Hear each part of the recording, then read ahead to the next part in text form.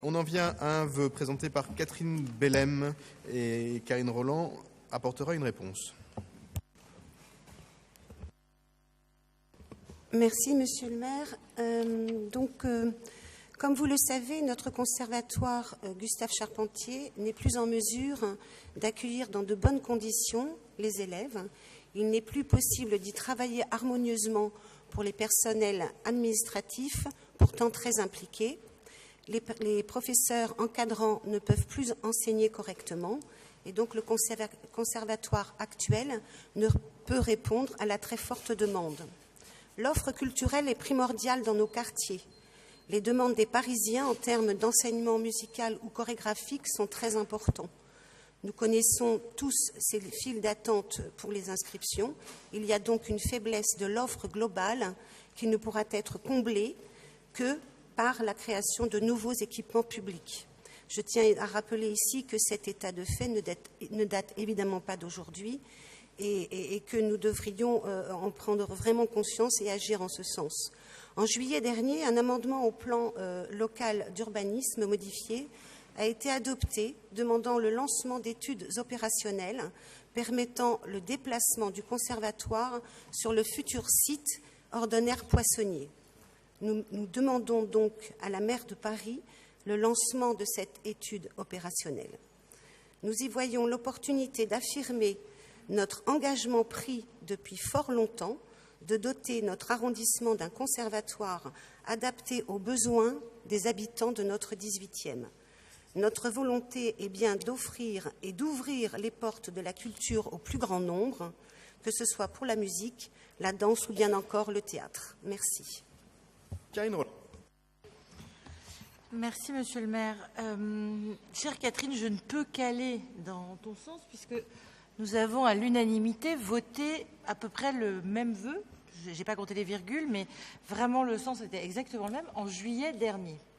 Donc, sur le fond, effectivement, nous sommes ici tous d'accord. Le conservatoire doit être agrandi, les élèves doivent pouvoir étudier dans de meilleures conditions, les professeurs exercer dans de meilleures conditions aussi, et il se pourrait que l'opération prévue à Ordonnaire-Poissonnier soit une opportunité pour cela. Donc depuis juillet dernier et depuis que ce vœu a été voté par nous tous à l'unanimité, que s'est-il passé? Eh bien, les services de la ville ont commencé à travailler. Ils ont étudié la faisabilité d'une conversion du conservatoire actuel situé rue Baudelic en logement. Donc ça, c'est effectif. En revanche, pour ce qui est de l'étude sur le déménagement ou l'extension du conservatoire sur la chapelle Ordonnaire-Poissonnier, elle ne peut se faire indépendamment du cadre qui a été rappelé par Michel Nerneuf tout à l'heure et indépendamment des offres que les opérateurs ont faites.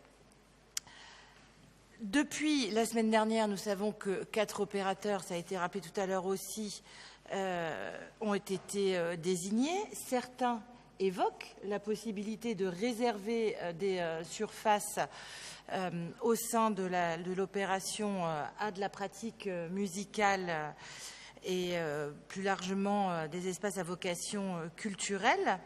Donc oui, un équipement culturel de proximité pourrait être étudié et proposé par les opérateurs. Mais ça n'est pas de notre ressort. Une fois que cela sera avéré, si tel était le cas, et ça pourrait être le cas parce que la demande a aussi été portée par les habitants, et d'abord été portée par les habitants, en tout cas à cet endroit-là, eh bien, nous l'examinerons et la maire de Paris l'examinera avec, nous le souhaitons, nous l'espérons, avec bienveillance. En attendant, la seule chose à laquelle nous pouvons nous engager, c'est que l'étude engagée se poursuive, et c'est déjà, comme je le disais, en partie le cas. La question est, est-ce que vous maintenez le vœu au regard de ces éléments ou pas? Bien, donc le vœu est maintenu. Je vais proposer une explication de vote à ceux qui souhaitent en faire une. Fadila Méal, puis Loïc Lorenzini, puis Pierre-Yves Bournazel, puis je dirai un mot, et puis on va voter. Monsieur le maire, en effet, comme Karine Rolland, je souscris complètement aux attendus de ce vœu, et notamment par rapport à la situation extrêmement difficile en termes d'offres culturelles à partir de cet établissement. Pour autant, vous le savez, nous avons mené, avec tous les élus qui le souhaitaient, une grande réflexion qui a abouti à une délibération sur la réforme des conservateurs. Et cette réforme, nous avons tenu, en tout cas pour les élus qui étaient dans le 18e, à faire en sorte que soit inscrit dans la délibération cette possibilité pour le conservatoire du 18e d'avoir donc une extension. Ça a été voté. Et donc, dans ce cadre-là, en termes de cohérence, d'abord, j'aimerais avoir des informations sur la finalité, en tout cas sur la concrétisation de cette extension.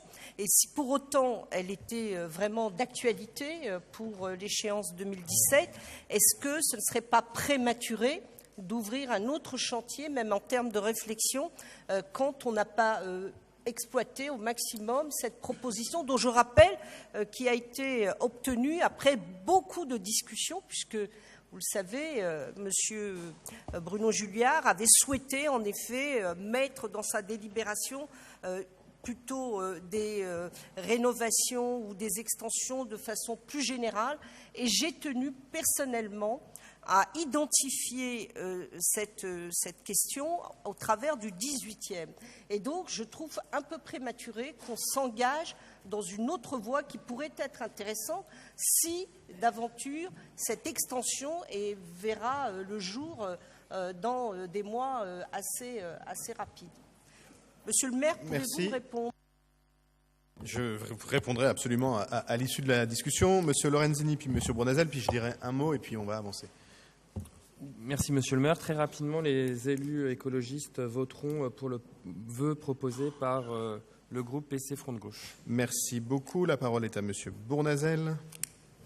Oui, rapidement, je suis souvent intervenu sur le sujet du conservatoire qui est évidemment une priorité pour le 18e arrondissement et pour les centaines de familles qui chaque année se voient refuser l'accès à ce conservatoire faute de place. Et donc la priorité était jusqu'à présent l'extension. Moi, je n'ai pas de tabou à la relocalisation du conservatoire, mais je crois que maintenant il est urgent, et vous allez peut-être le faire maintenant, que vous fixiez un cap, que vous preniez des décisions, que vous donniez effectivement un calendrier, une priorité financière de la ville de Paris qui est urgemment à établir, dans l'intérêt de toutes les familles du 18e qui sont refusées chaque année dans ce conservatoire et dans nos quartiers populaires. Justement, il est absolument important qu'on ait un équipement culturel de proximité ouvert à toutes et à tous. Bien, un mot rapidement, puisque Karine Rolland a dit l'essentiel. Je partage ce qu'a dit Fadila Meral, mais je voulais juste...